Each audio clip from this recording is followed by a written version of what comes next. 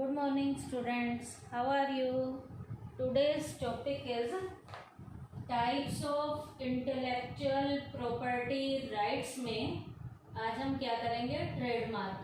क्या types of intellectual property rights में आज हम राइट करेंगे ट्रेडमार्क. ट्रेडमार्क क्या है बेटा? It refers to the right given to the creator under which no other person or business concern can use his well protected distinguished identity. क्या कह रहा है? ट्रेडमार्क क्या है? एक ऐसा राइट है जो उसके क्रिएटर को दिया जाता है, जिस राइट का वो क्रिएटर खुद ही बिजनेस में यूज करेगा, किसी दूसरे व्यक्ति को यूज करने के लिए नहीं देगा. क्यों? क्योंकि वो राइट उसे ही दिया गया है अपनी उस प्रोटेक्शन वाली आइडेंटिटी को क्रिएट करने के लिए.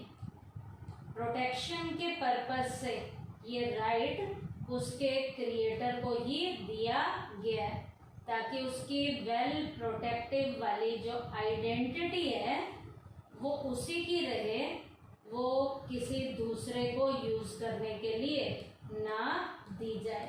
इस राइट को कौन से राइट का नाम दिया जाता है? ट्रेडमार्क का नाम दिया जाता है. फिर से सुन लीजिए, ट्रेडमार्क क्या है?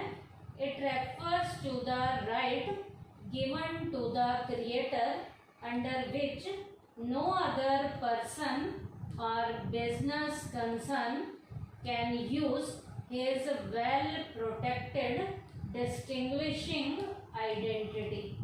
अब बेटा ट्रेडमार्क में किसका यूज किया जाता है?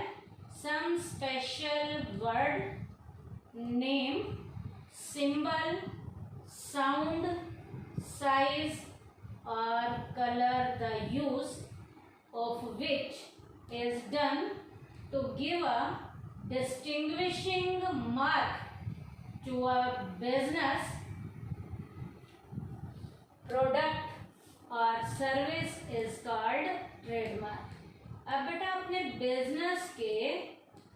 बिजनेस के प्रोडक्ट में या किसी भी सर्विस के लिए जो ये ट्रेडमार्क दिया जाता है, इसके लिए स्पेशल वर्ड का यूज किया जाता है, किसी नाम का यूज होगा, किसी नेम का, सिंबल का यूज हो सकता है, कोई साउंड जो है वो हो सकती है, कोई साइज होगा स्पेशल, या कोई कलर होगा जो उसकी वेल प्रोटेक्टिव डिस्टिंक्टिव आइडेंटिटी है उसे वो क्या करेगा? बताएगा.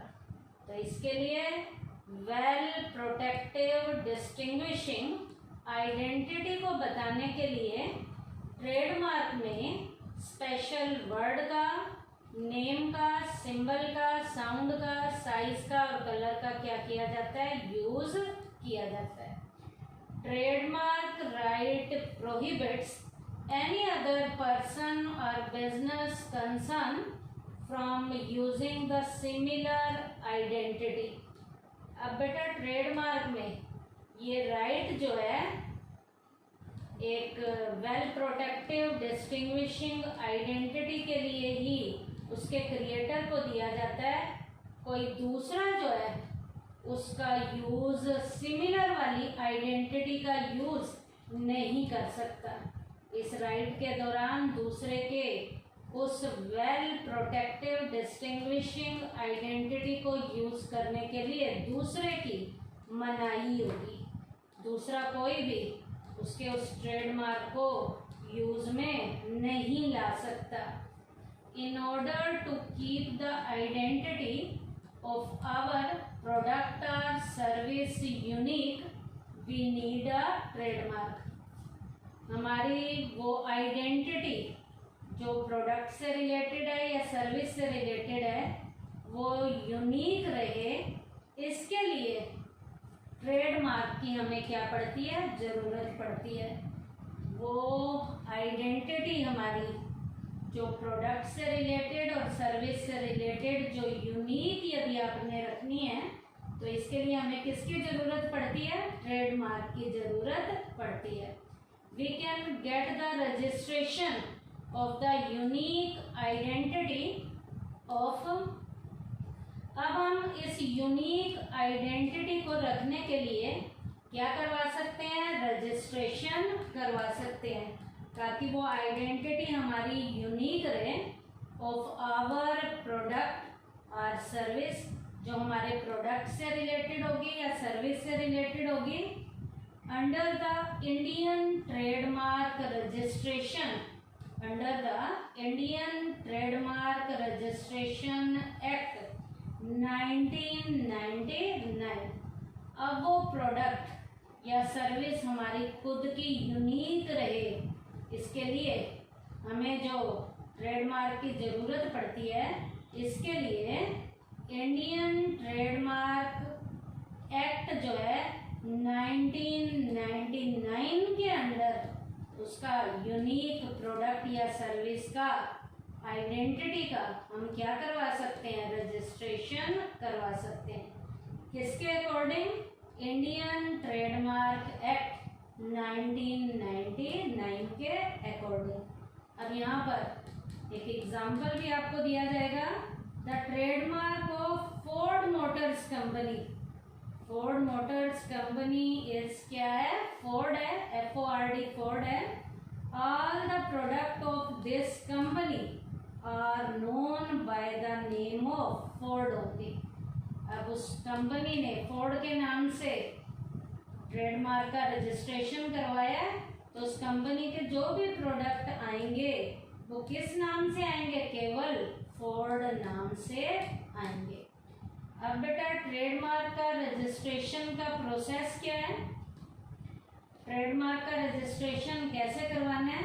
तो इसका प्रोसेस जो है स्टेप बाय स्टेप कैसे चलेगा, इसके लिए बेटा आपको क्या पता होना चाहिए? Before starting the process of trademark registration, the businessman should ensure that his unique identity should not be already registered. अब बेटा उस रजिस्ट्रेशन करवाने वाले ने पहले ये देखना है कि उस नाम से उसकी उस आइडेंटिटी का जो वो रखना चाहता है पहले से कहीं रजिस्ट्रेशन ना हुआ हो, इस बात की उसने पहले प्रॉपर चेकिंग करनी है। This search can be done in the database. अब वो सर्च किस बेस पे करेगा? डाटाबेस के ऊपर करेगा, आंकड़े देखेगा कि कहीं हुआ तो नहीं हुआ। For this purpose there is trademark register website available. अब डाटाबेस पे जब वो चेकिंग करेगा कि इस नाम से नहीं हुआ या हुआ है, तो ट्रेडमार्क के रजिस्टर की एक क्या है? वेबसाइट बनी हुई है, उस वेबसाइट पे जाएगा, वो चेक करेगा। अब बेटा this search can be done in the database, जो भी है। For this purpose there is trademark register website available in India, the address of which is. अब उसका एड्रेस भी मैंने नीचे लिखा हुआ है। क्या है तुम्हारा address? IP India, IP India .gov.in, ये उस साइट का क्या है? एड्रेस है। उसके ऊपर जाएगा, वो देखेगा जिस यूनिक वर्ड का वो यूज करना चाह रहा है, या नेम का, या सिंबल का, या साउंड का, या साइज या कलर का वो ट्रेडमार्क करवाना चाहता है, वो पहले से उस आइडेंटिटी से कहीं रजिस्टर्ड तो नहीं है, तो डाटाबेस बेसिस पे काम होगा। ट्रेडमार्क रजिस्टर एक वेबसाइट पे जाएगा, और ये साइट मैंने बताई है, वहाँ जाएगा और चेक करेगा कि कहीं उस नाम से, उस सिंबल से, उस वर्ड से रजिस्ट्रेशन तो पहले नहीं हुआ है तो कोई और नाम सोचेगा, नहीं हुआ तो उस नाम से, उस सिंबल से, उस वर्ड से रजिस्ट्रेशन वो करवाएगा। तो रजिस्ट्रेशन करवाने के लिए प्रोसेस क्या है? 1 बाय 1 स्टेप से हम करेंगे इसके रजिस्ट्रेशन को। सबसे पहला है filling application for trademark registration. The application along with the fixed fees is submitted in the trademark register office. अब बेटा ट्रेडमार्क का रजिस्ट्रेशन करवाने के लिए एप्लीकेशन के साथ जो है उसकी कोई रजिस्ट्रेशन की फीस है, तो ट्रेडमार्क रजिस्टर के ऑफिस में हम क्या करवाएंगे, सबमिट करवाएंगे. इन the application mainly following information is given. अब बेटा एप्लीकेशन में जो जो इंफॉर्मेशन दी होगी वो इंफॉर्मेशन क्या है. पहला, the item of trademark like logo, shape, symbol etcetera. Trademark की आइटम जैसे लोगो क्या है उसकी, उसका शेप क्या है, उसका सिंबल क्या है, या कुछ और भी यदि आपने आइटम ट्रेडमार्क की है तो वो वहाँ पर बतानी है.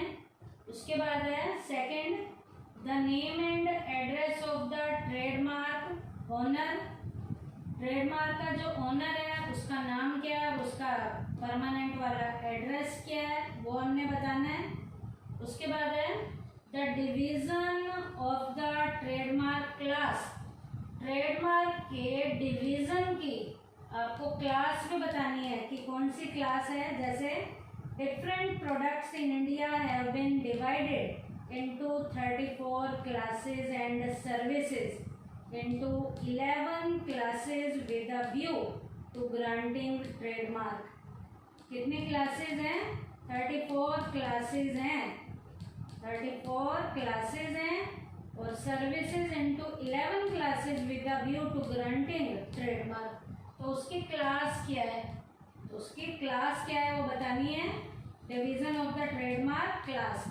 Different products in India have been divided into 34 classes and services into 11 classes with a view to granting trademark. Product के लिए 34 क्लासेस हैं और सर्विसेज के लिए कितनी क्लासेस हैं, 11 क्लासेस है, तो हमें यहाँ बतानी है.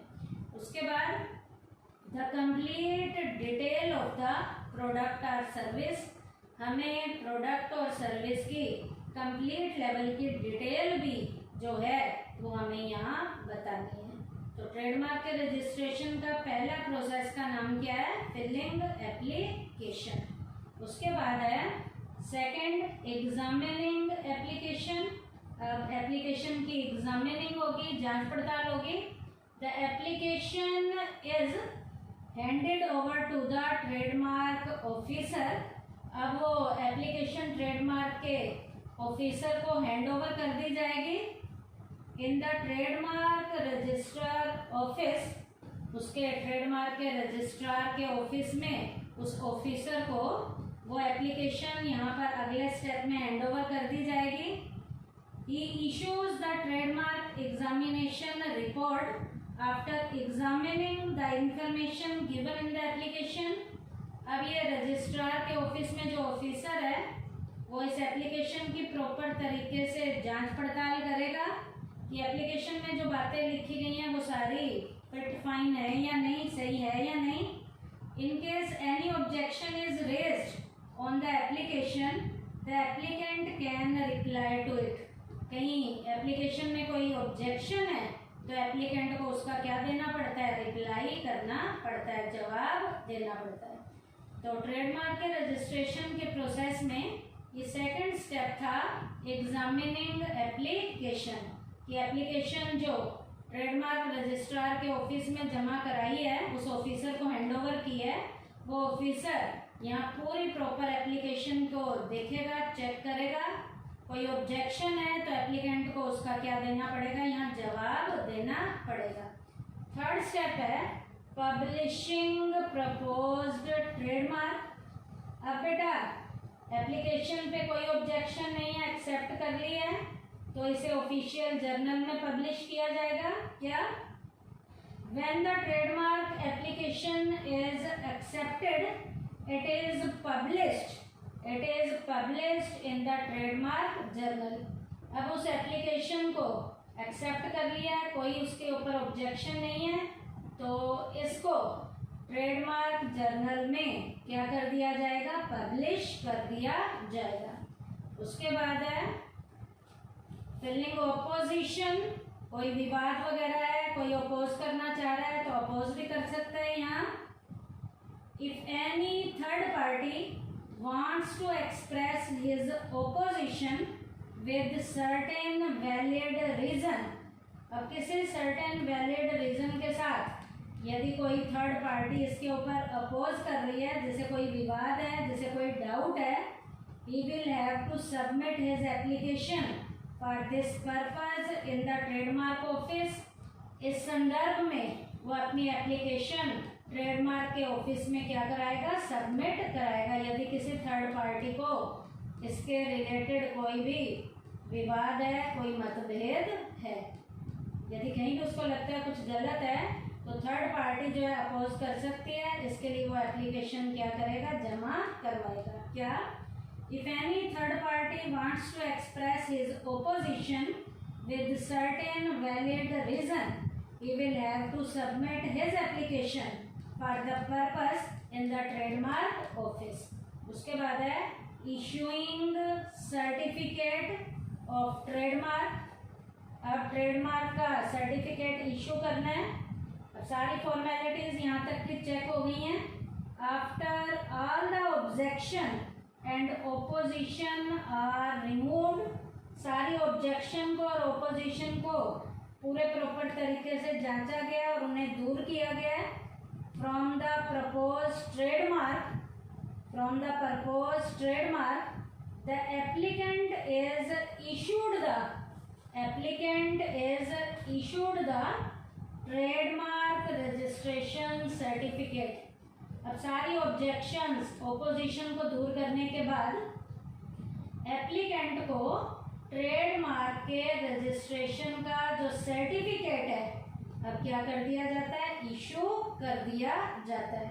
जब सारी फॉर्मेलिटीज चेक हो गई हैं, फिट फाइन है, कोई विवाद नहीं है, तो एप्लीकेंट को ट्रेडमार्क का रजिस्ट्रेशन का जो सर्टिफिकेट है, यहाँ इस लास्ट स्टेप में उसे क्या कर दिया जाता है, इशू कर दिया जाता है। ये तो था ट्रेडमार्क के रजिस्ट्रेशन का प्रोसेस था। क्या क्या था प्रोसेस में, सबसे पहले filing application, examining application, publishing proposed trademark, filing opposition, issuing certificate of trademark. अब लास्ट टॉपिक है यहाँ पर ड्यूरेशन ऑफ ट्रेडमार्क। ये ट्रेडमार्क जो हमें मिला है, इसका ड्यूरेशन क्या है, कितने टाइम पीरियड के लिए होता है। In India trademark registration is valid for 10 years. India में ट्रेडमार्क का रजिस्ट्रेशन 10 ईयर्स के लिए वैलिड होता है। अब बाद में उसे रिन्यू करवाना है तो रिन्यू भी करवा लिया जाएगा। After the payment of fixed fees, it's renewal can be got done again for the next और फॉलोइंग 10 ईयर्स। अब उसको यदि रिन्यू करवाना है तो रिन्यूअल की फीस भर के उसे अगले 10 सालों के लिए फिर दोबारा से क्या करवाया जा सकता है, रिन्यू करवाया जा सकता है। इंडिया में ट्रेडमार्क का रजिस्ट्रेशन जो वैलिड है वो कितने साल के लिए होता है, 10 साल के लिए होता है। फिर दोबारा से आपको लेना है तो रिन्यूअल की फीस जमा करवाएंगे और ये अगले 10 सालों के लिए फिर दोबारा से ले लिया जाएगा। तो आज के टॉपिक में हमने क्या पढ़ा बेटा, इंटेलेक्चुअल प्रॉपर्टी राइट में हमने ट्रेडमार्क का मीनिंग पढ़ा है। ट्रेडमार्क का रजिस्ट्रेशन एक्ट इंडिया में हमारा 1999 है। फिर ट्रेडमार्क के रजिस्ट्रेशन का हमने प्रोसेस पढ़ा और फिर हमने ट्रेडमार्क का क्या पढ़ा है, ड्यूरेशन, जो कितने सालों के लिए वैलिड होता है, 10 सालों के लिए इंडिया में वैलिड होता है। थैंक यू बेटा।